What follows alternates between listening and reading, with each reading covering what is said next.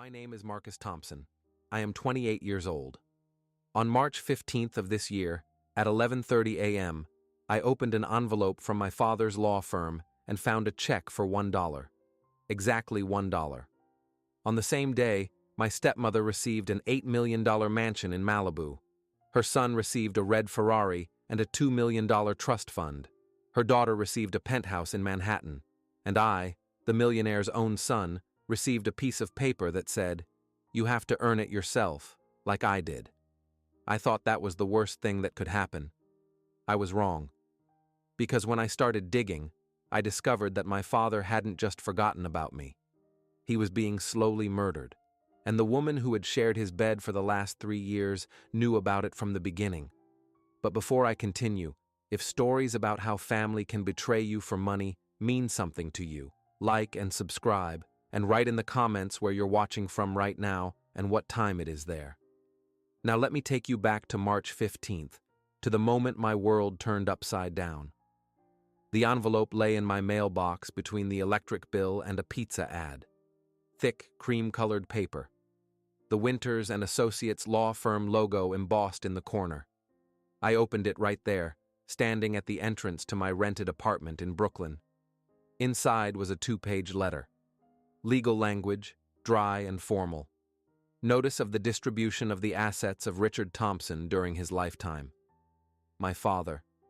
Alive and well, as far as I knew. I quickly scanned the text. Jessica Thompson, spouse, receives the residence at Malibu Coast Drive. Estimated value $8,200,000. Brandon Morris, stepson, receives a Ferrari F8 Tributo and a trust fund of $2 million. Stephanie Morris, stepdaughter, receives the penthouse on Park Avenue, Manhattan. I turned the page. I looked for my name. I found it at the very end. Marcus Thompson, son, receives a lump sum payment of $1. Enclosed is a check. I took it out of the envelope, a bank check, for $1. On the back was a note in my father's handwriting. You have to earn your own money, like I did. A firm hand, a confident touch. No doubts, no apologies. My hands were shaking. Not with anger. Not yet, anyway. With shock. I reread the letter 3 times, thinking I had missed something important. Maybe it was a mistake. Maybe a typo. Maybe someone in the office had mixed up the documents. But no, everything was correct. Everything was official. My father's signature at the bottom of each page. I took out my phone and dialed his number. Rings. 1, 2, 3, 4. Voicemail. You have reached Richard Thompson. Please leave a message. I didn't leave one. I called again. Voicemail again. Again. Again. On the 7th try, I just stood there with the phone to my ear and listened to the beeps until the battery started to die. I went up to my apartment, a studio on the 4th floor with no elevator. $450 a month for 20 square meters, with a view of the brick wall of the neighboring building. I threw the envelope on the table. The check fell out and landed face up. $1. I worked as a manager at an insurance company. My salary was $2,800 a month. After taxes and rent, I had $300 left for food, transportation, and everything else. My father owned a chain of luxury hotels on the West Coast, Thompson Luxury Hotels, 8 properties from San Diego to Seattle, annual turnover of more than $50 million, net profit somewhere around 12. I knew these figures because when I was a child, he took me to the properties and told me about the business. "This will be yours, son," he used to say. "You'll carry on the business." I sat down on the sofa and looked at the check. $1. My father gave his new family everything. He taught me a lesson. You have to earn it yourself, like I did. But he didn't earn it himself. He inherited the first hotel from his father. My grandfather built an empire from scratch. My father simply expanded it. I took the check and put it in my wallet. I don't know why. Maybe as a reminder. Maybe as proof. At that moment, I just knew one thing. Something was very, very wrong, and I had to find out what it was. To understand how we got to the $1 check, I need to take you back 3 years. July 27th. My father's wedding to Jessica Morris. But before that, let me tell you about my mother. Her name was Sarah Thompson. She died 5 years ago of pancreatic cancer. She was 43. She was diagnosed in February and passed away in September. 7 months. I was with her every day for the last 3 weeks. I held her hand when she could no longer speak. I was there when she took her last breath.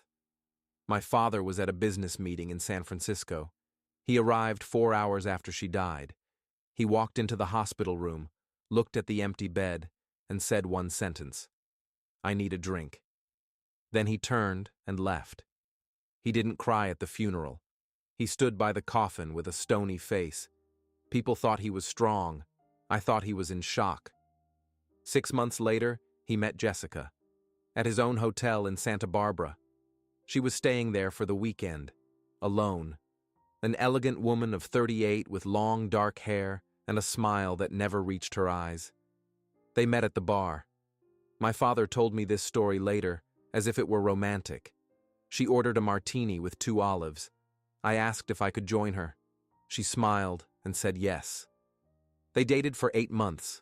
I met her twice, both times at family dinners at my father's house, the house where I grew up, where my mother planted roses in the garden and baked apple pies on Sundays. Jessica was nice.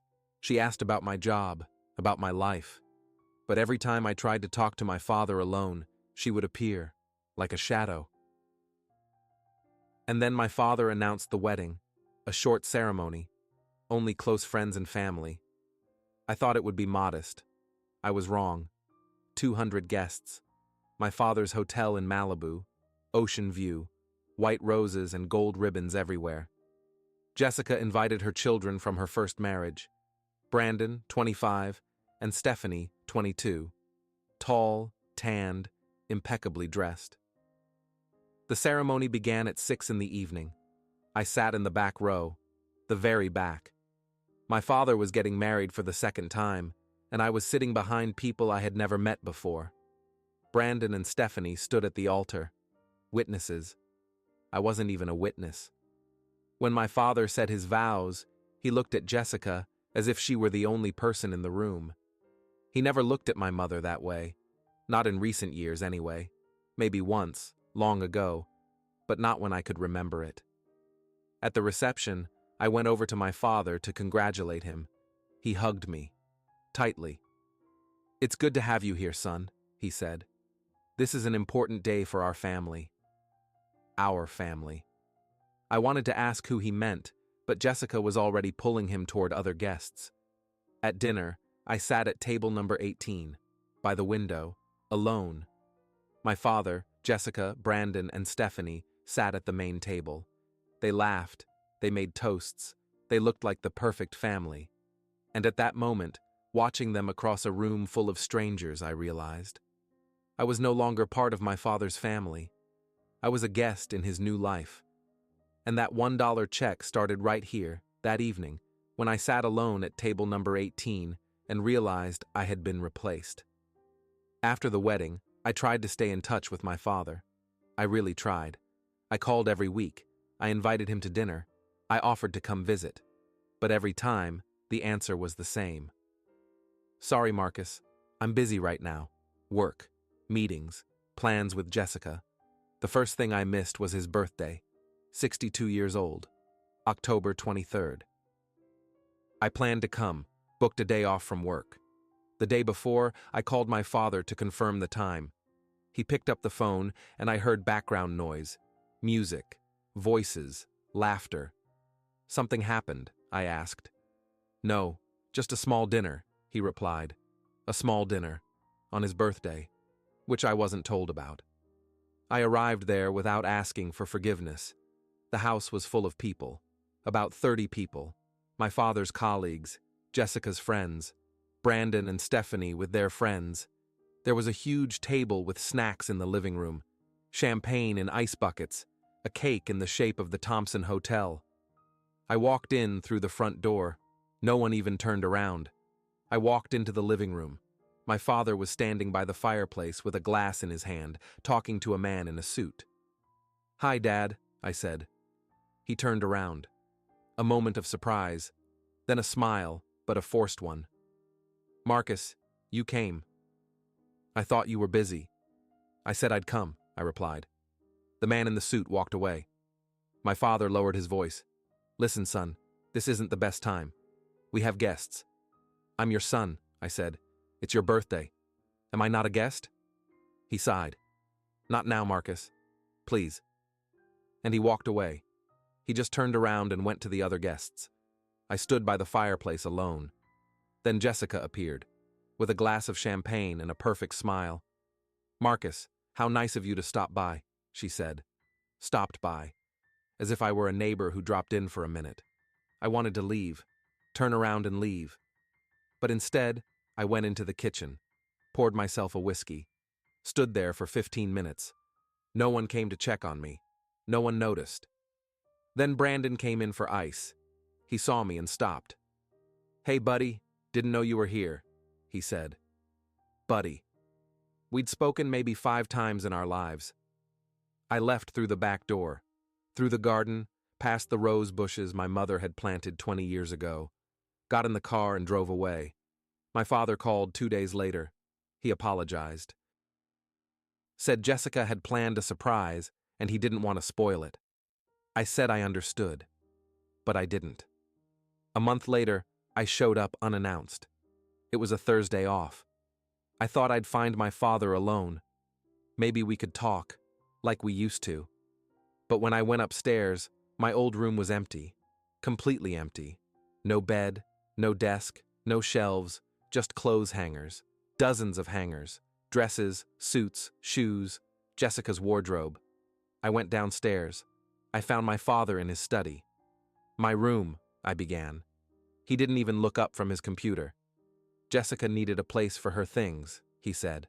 "Calm down," as if it were obvious. "I don't have a room here anymore," I asked.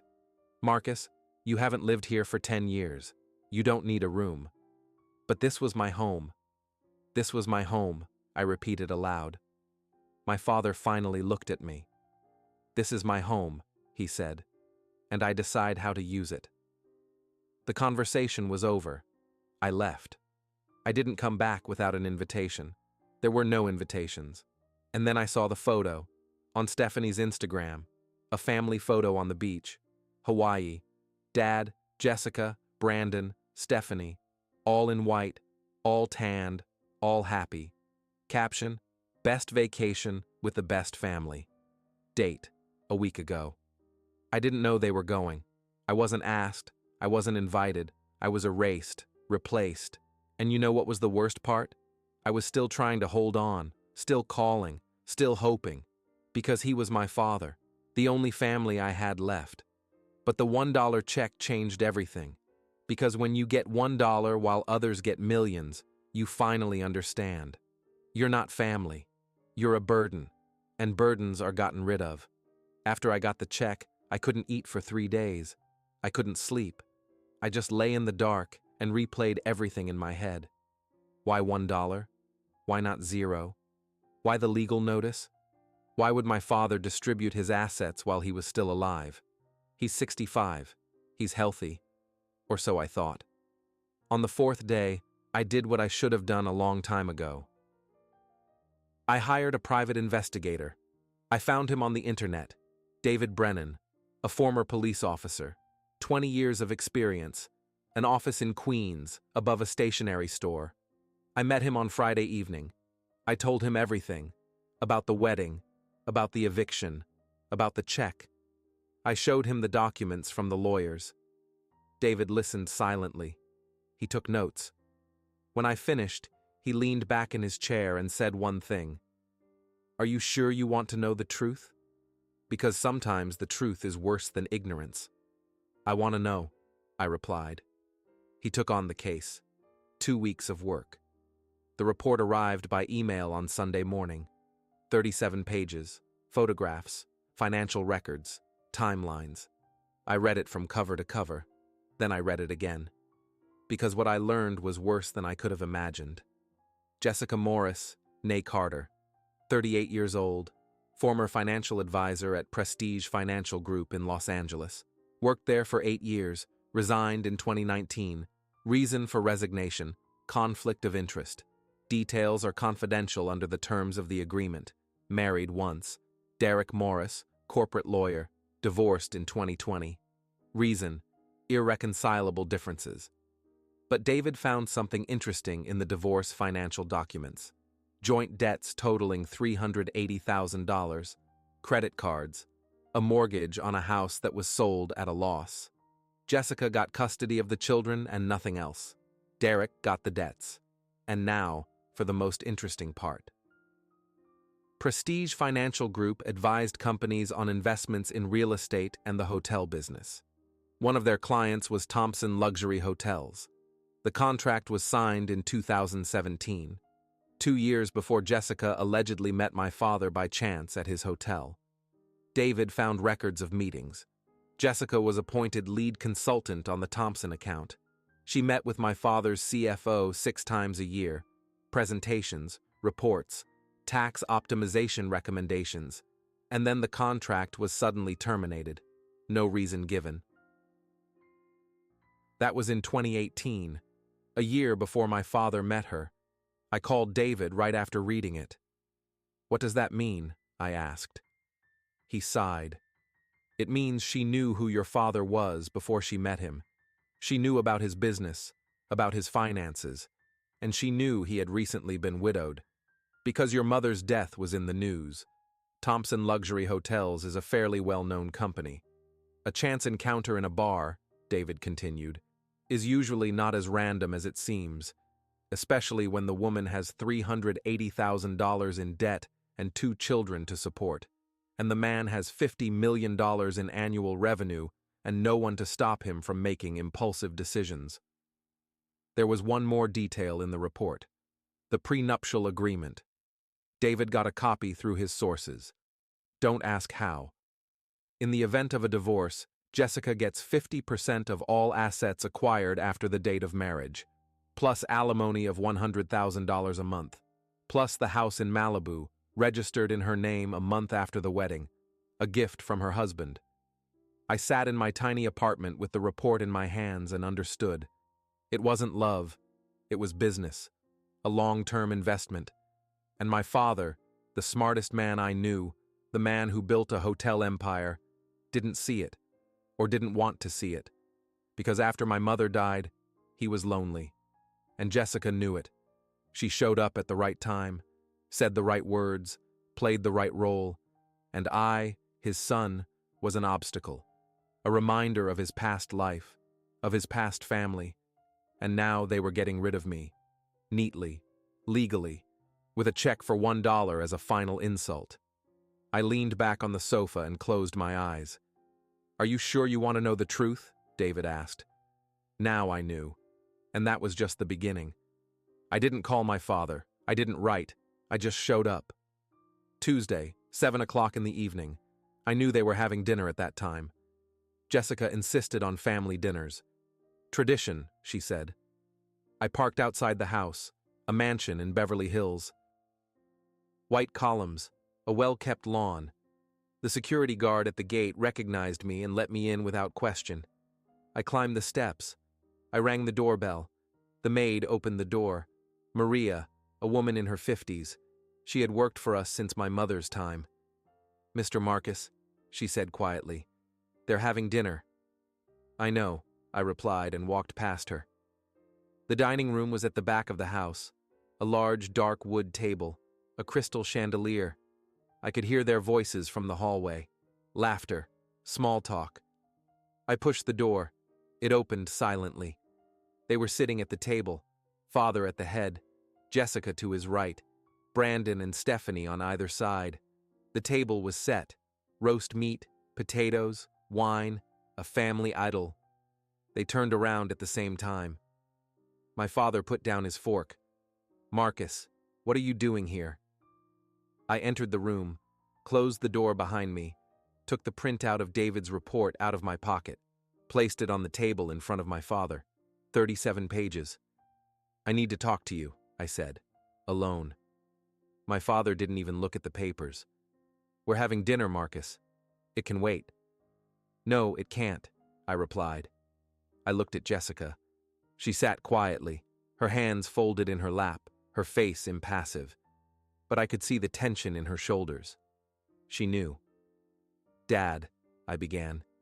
"Jessica didn't meet you in Santa Barbara by accident. She worked as a financial advisor at a firm that serviced your company.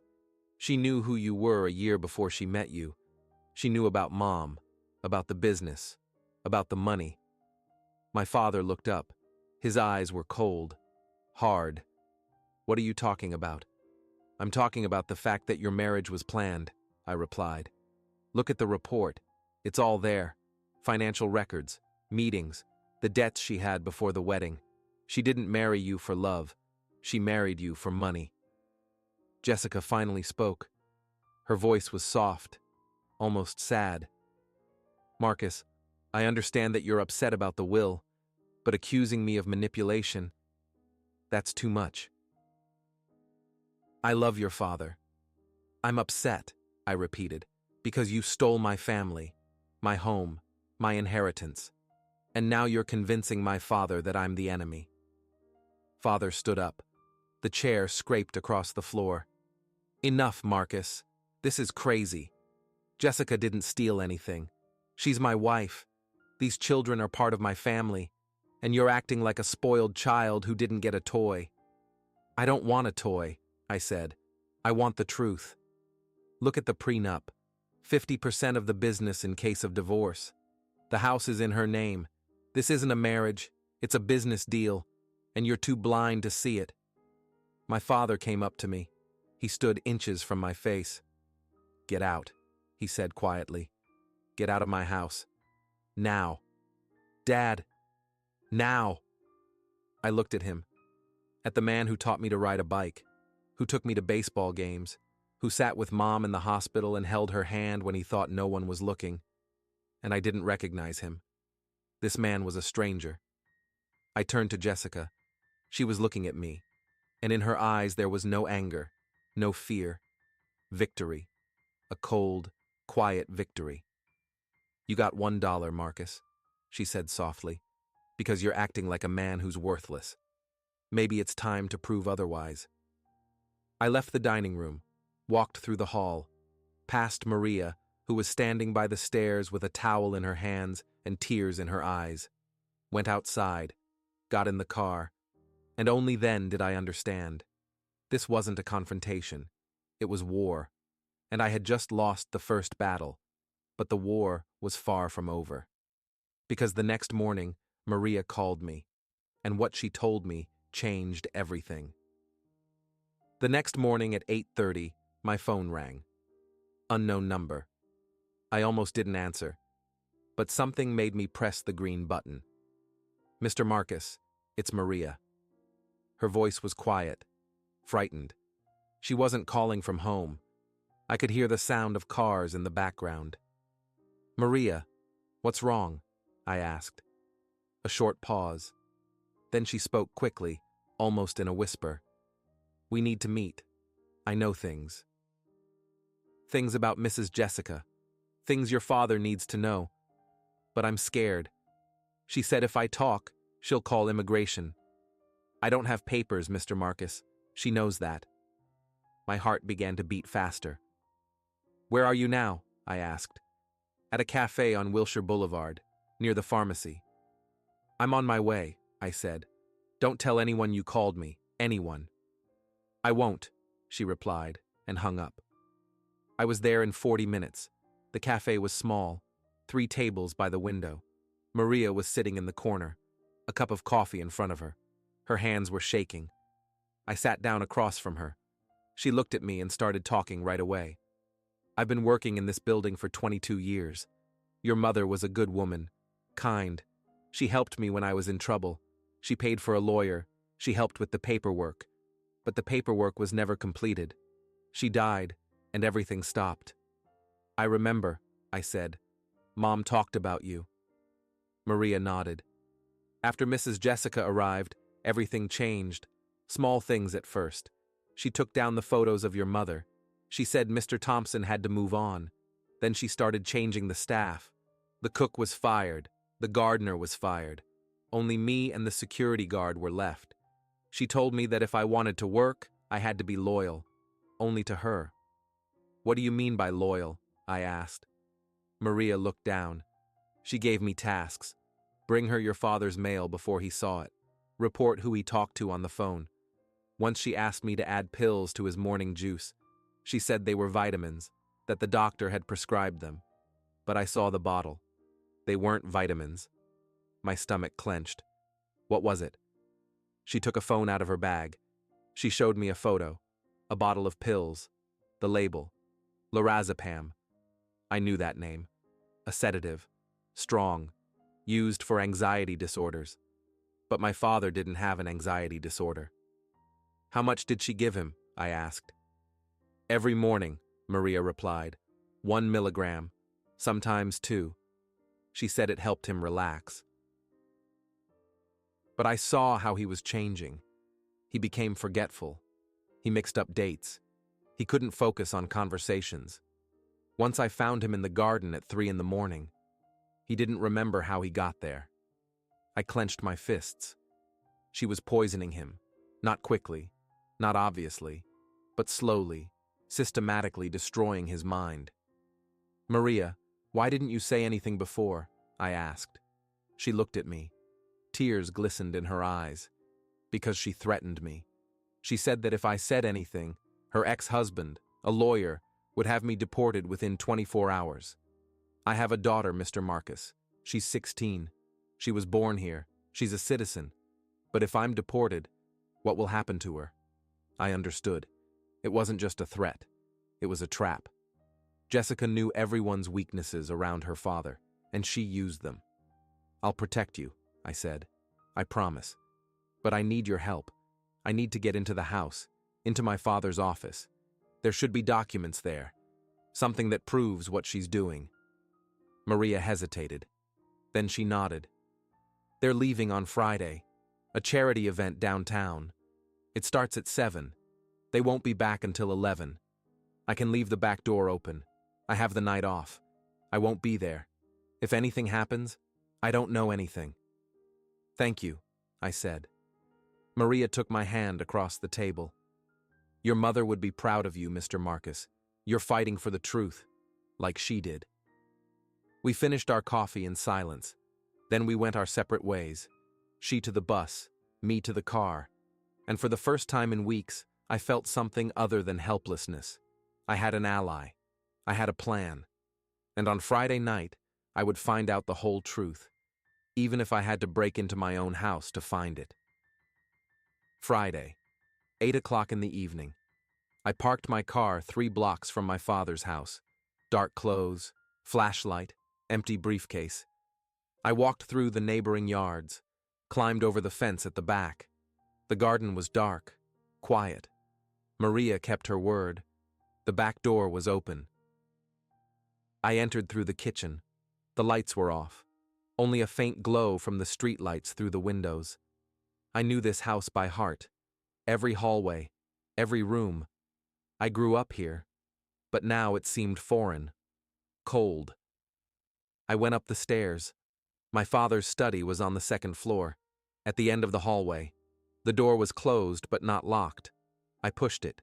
It opened silently. The study looked the same as I remembered. A large desk, a leather chair, shelves with books, a portrait of my mother above the fireplace, the only photo of her that Jessica hadn't taken down, probably because it was my father's study, his private space. I turned on the desk lamp.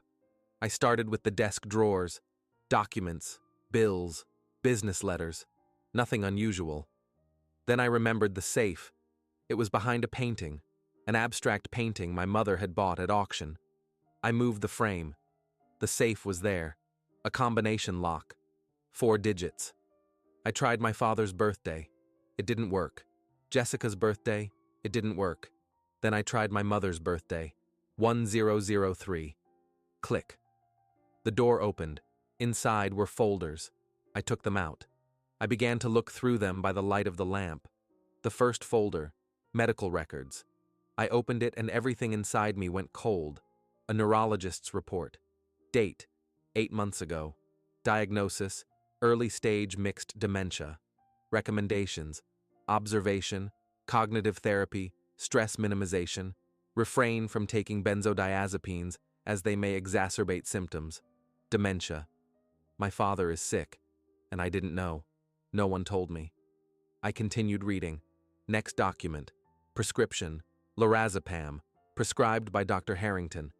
But the neurologist's note said, not recommended, and someone prescribed it to him anyway. Someone ignored the warning. Next folder. Audio recordings. A small voice recorder. I pressed play. Jessica's voice. Clear, calm. She was talking to someone. A man's voice answered. Derek, her ex-husband. A lawyer. We need to speed up the process, Jessica said. His condition is deteriorating, but not fast enough. If we wait too long, he may change his will back. Derek replied, the drugs are working. Give it another 3 months. When he becomes sufficiently incompetent, we will file for guardianship. You will gain full control of his assets. Legally. I stopped the recording. My hands were shaking. They planned this. They deliberately worsened his condition, to have him declared incompetent, to gain control. It wasn't just fraud, it was an assault on his health, almost murder. I continued searching. I found another folder. Wills. 2 documents. The first was dated a year after my mother's death. All property and business interests to be transferred to Marcus Thompson, sole son, upon the death of the testator. Clear, simple, as it should be. The second will. Date: 6 months ago. Everything changed. Jessica gets 50% of the business.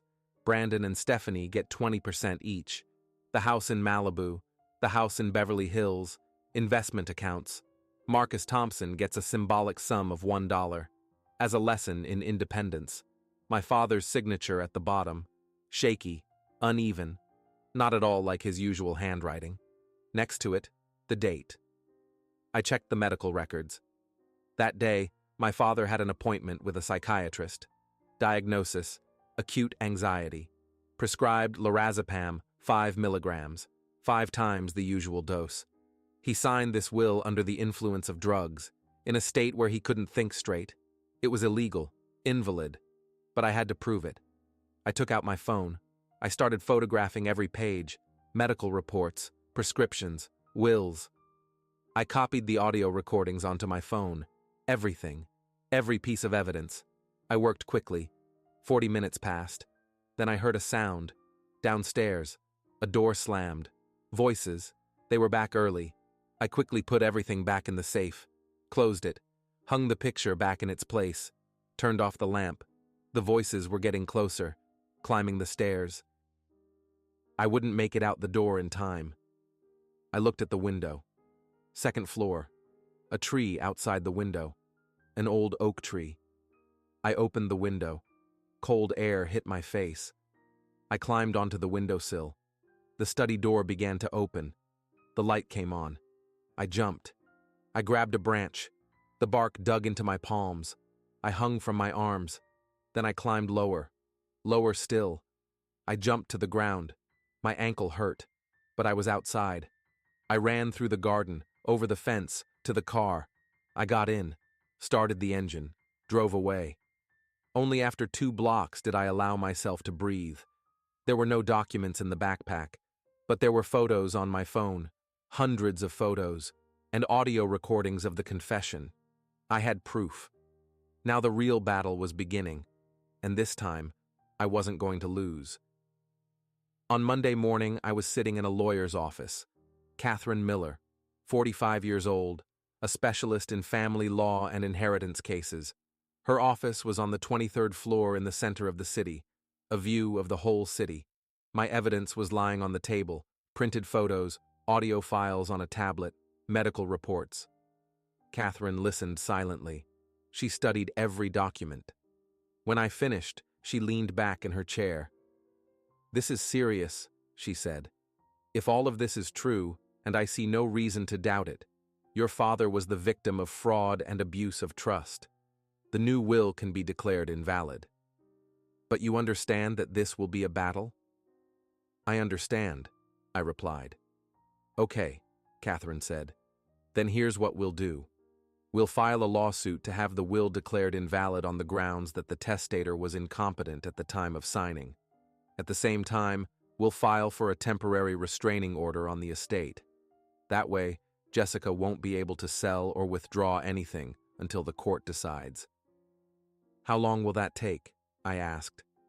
At least 6 months, she replied. Maybe a year. Jessica will fight it. She'll hire the best lawyers. It will be expensive and messy. They'll try to discredit you. They'll say you're a greedy son who can't accept his father's decision. Let them try, I said. I have the truth on my side. Catherine smiled. The truth helps, but it's not always enough. We need witnesses, medical experts, people who can confirm the change in your father's behavior. Is there anyone? Maria, I replied. The housekeeper. She saw everything. Okay, said Catherine. We'll need to take her statement. Under protection.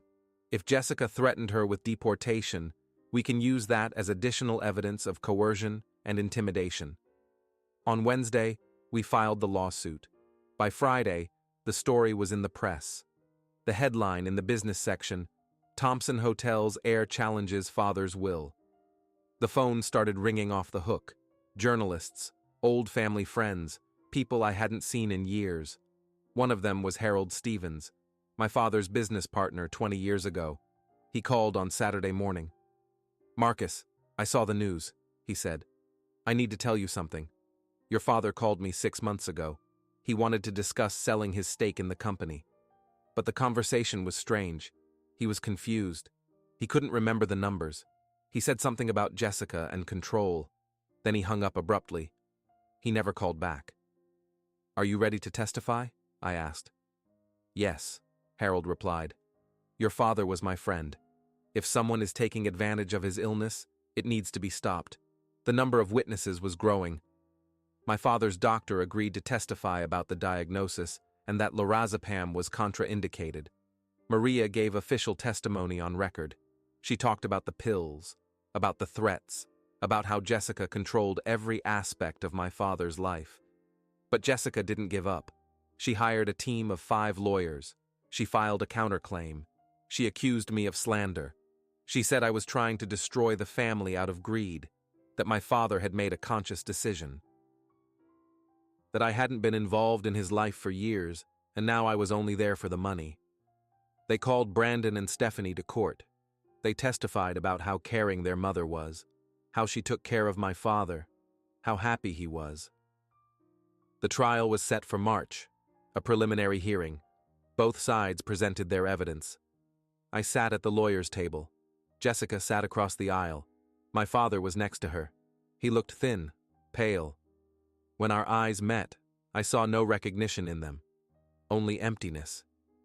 In the middle of the hearing, something happened that no one expected. The judge asked my father a question.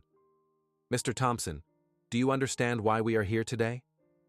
My father looked at him, confused. Are we here? He repeated. Where are we here? This is court, Mr. Thompson, the judge said gently. Your son is contesting your will. My father frowned. I have a son? The room fell silent. Jessica's lawyers exchanged glances. The judge leaned forward. Do you remember signing a new will 6 months ago? My father shook his head. I don't remember. I don't remember anything. Who are all these people? He began to shake. Then he stood up. He tried to leave. He fell. Right there in the courtroom. People jumped up. Someone screamed. An ambulance was called. I ran to him. Dad, I shouted. Dad, it's me. Marcus. But he didn't respond. His eyes rolled back. And at that moment, looking at my father lying unconscious on the courtroom floor, I understood. I was right. But the price of the truth turned out to be higher than I thought. My father was taken to the hospital, the emergency room. I followed. Jessica, too. We didn't even look at each other. In the emergency room, the doctors took him away immediately. We were asked to wait. 3 hours in a sterile corridor, the smell of antiseptic, the ticking of the clock on the wall. Finally, the doctor came out. Dr. Jensen, a neurologist. He looked concerned. "Mr. Thompson is stable," he said, "but we ran some emergency blood tests. And we found something alarming: elevated levels of benzodiazepines in his system, lorazepam specifically. The dosage is much higher than therapeutic. This could explain the cognitive impairment and loss of consciousness." I looked at Jessica. Her face was unchanged. "Doctor, I'm his wife," she said calmly. "He was prescribed lorazepam for anxiety. Perhaps he accidentally took too much." Dr. Jensen shook his head. "Mrs. Thompson, the level we found indicates systematic high-dose intake over several months. This is not an accidental overdose. Someone was giving him these drugs regularly." "Can I see him?" I asked. "Not now," the doctor replied. "He's asleep. Sedatives. But he should wake up in the morning. And we'll need to do a full neurological exam to understand the extent of the damage." I stayed at the hospital. Jessica left. She said she'd be back in the morning. I didn't believe her. I sat down in a chair in the hallway. I closed my eyes, but I didn't sleep. The morning dawned gray. At 6 o'clock, Dr. Jensen returned. "Your father woke up," he said. "He's asking for you. Only you." I entered the room. My father was lying in bed, connected to monitors, an IV in his arm, but his eyes were clear, clearer than I had seen them in months. "Marcus," he said quietly. "Son." I moved closer, sat down on a chair next to the bed. "Hi, Dad. How are you feeling?" He closed his eyes, as if he had woken up from a nightmare. "What happened? Where am I?" "In the hospital," I replied. "You lost consciousness in court. The doctors found drugs in your blood. A lot of drugs." My father frowned. "Medication?" He tried to remember. Then he looked at me. "Are we in court? Why?" I took out my phone. I showed him photos of the documents, the medical report, the will, the audio recording. He listened to each one, silently. His face grew increasingly gray. When the recording ended, he turned away to the window. Tears streamed down his cheeks. "I don't remember signing that will," he said. "I don't remember many things." The last few months are a blur. I would wake up and not know what day it was. I would lose things. I would forget conversations. Jessica said it was my age, that it was normal. She gave me pills, said the doctor prescribed them. "It wasn't normal," I said. "You have dementia, early stage." But the pills she gave me made it worse, on purpose, to get control of your money. My father turned to me. His face was full of pain. "She used me? All this time?" I reached out and took his shoulder. "Yes, Dad. From the very beginning. She knew who you were. She planned to meet you. She manipulated you. And when I tried to tell you, you didn't believe me." He covered his face with his hands. "My own son tried to protect me, and I kicked him out. God, what have I done? What have I done?" The door to the room opened. Jessica entered. She saw us. She stopped. "Richard, dear, how are you feeling?" She tried to approach. My father raised his hand. "Stop. Don't come any closer." Jessica froze. "What?" "Richard, I'm your wife." "Go away," he said. His voice trembled, but it was firm. "Get out of this room. Now." Jessica looked at me, then back at my father. "You don't know what you're saying. You're sick. You need help." "I need the truth," my father replied. "And my son just gave it to me. You poisoned me. For years, you destroyed my mind. For money. And I was too blind to see it." "That's absurd," Jessica began. But my father didn't let her finish. "Security," he called. The nurse standing by the door pressed a button. 2 security guards appeared. "This woman is leaving the hospital," my father said. "Now. And she's not coming back. If she does, call the police." Jessica left, but she turned around at the door. She looked at me. Her eyes were full of cold rage. "You'll regret this, Marcus, I promise." Then she left. I stayed with my father. We sat in silence. Then he took my hand. "I'm sorry, son, for everything, for not listening, for losing you, for that $1 check. I was a fool." "You weren't a fool," I said. "You were lonely, and someone took advantage of that. But now we'll fix it. Together." My father nodded. He smiled faintly. Together. For the first time in many years, that word sounded true. After he was discharged from the hospital, my father hired auditors. A complete audit of all finances for the past 3 years. The results came back in 2 weeks. Jessica had withdrawn $2,300,000 from the accounts, in small tranches, to offshore accounts, in Panama, in the Cayman Islands, money that my father had never allowed to be transferred. Catherine's lawyers filed a criminal complaint, fraud, embezzlement, intentional infliction of harm. The police launched an investigation. In May, Jessica and her ex-husband Derek were arrested. The charges were serious. They faced up to 15 years in prison. The probate court resumed in June. New judge, new hearings. Her father testified in person. He talked about how Jessica controlled his life, about the pills, about the fog in his head, about how he didn't remember signing the new will. Medical experts confirmed that the level of lorazepam in his blood was incompatible with clear thinking. The court's decision was unanimous. The new will was declared invalid. The original will, in which I was the sole heir, was reinstated.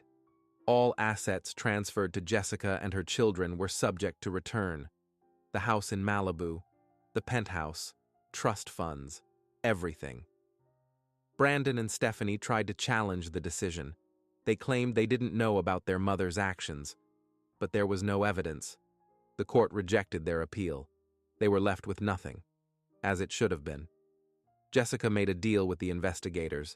She pleaded guilty in exchange for a reduced sentence, 7 years in prison. Derek got 10. Their assets were seized to cover the damages. In September, my father sold the mansion in Beverly Hills. Too many memories, too much pain. He bought a small house in Pasadena. 3 bedrooms, a garden, a view of the mountains. Simple, quiet, real. We started spending time together, Sunday dinners, walks in the park, conversations we hadn't had in years. My father underwent treatment, a new doctor, the right medication, cognitive therapy. His condition stabilized. The dementia didn't go away, but it slowed down. In October, we created a foundation, the Thompson Family Foundation, to help victims of financial fraud and elderly people who have been abused. Maria was one of the first recipients of assistance. We paid for her lawyers. 6 months later, she received a green card, legally. Her daughter enrolled in college on a full scholarship from our foundation. One day in November, my father and I were sitting on the porch of his new house. It was a warm evening. The stars were bright. My father took out an old photo album, photos of my mother, young, smiling, alive. "I miss her every day," he said quietly. But I realized something. When she died, I thought my life was over, that happiness was no longer possible, and instead of grieving properly, I tried to fill the void with the first thing that came to hand. But you can't fill a void with another person, only with time, and with the love of those who really matter. He looked at me. "You saved my life, Marcus, not just from Jessica, from myself." "We saved each other," I replied. In January, we returned to work together. My father made me vice president of Thompson Luxury Hotels. We launched a renovation program, new standards, transparency, ethics in everything. The company flourished, not because we were ruthless, but because we were honest. A year later, on the anniversary of the day I received the $1 check, I took it out of my wallet, crumpled, faded, but still legible. My father saw it. "You kept it?" "Yes," I replied, "as a reminder." "Of what?" "That a person's worth is not measured in money, That family is not the one you buy. It's the one that stays when everything else falls apart. And that sometimes the worst moments lead to the best lessons. My father took the check. He looked at it. Then he tore it in half. "You don't have to carry this anymore," he said. "You've proven your worth. Not to me, to yourself." The pieces fell onto the table. We sat in silence. Then my father put his hand on my shoulder. "I'm sorry I lost sight of what's really important, son." "We found each other again," I replied. "That's what matters." And it was true. Because in the end, the story wasn't about money. It wasn't about inheritance. It wasn't about revenge. It was about how we almost lost each other, and how we fought to get back together. Today, my father is healthy. The business is thriving. We meet every Sunday. We cook dinner together. We look at old photos. We make new memories. And if anyone asks me if it was worth it, I'll answer without hesitation. Yes, every second. Because I didn't get money back. I got my father back. And that's priceless. That's my story. And now I want to hear yours. If you've ever fought for someone you love, even when they didn't believe in you, write "I fought" in the comments. Or if you've experienced betrayal but found a way to forgive, write "I forgave." Both paths are difficult. Both require strength. If this story touched you, check out the description for other stories like this one. Thank you for being here. Thank you for listening. And remember, your worth is not in your paycheck. It's in who you are when everything else is taken away. Hang in there. Like if this story touched you. Subscribe if you want to hear more.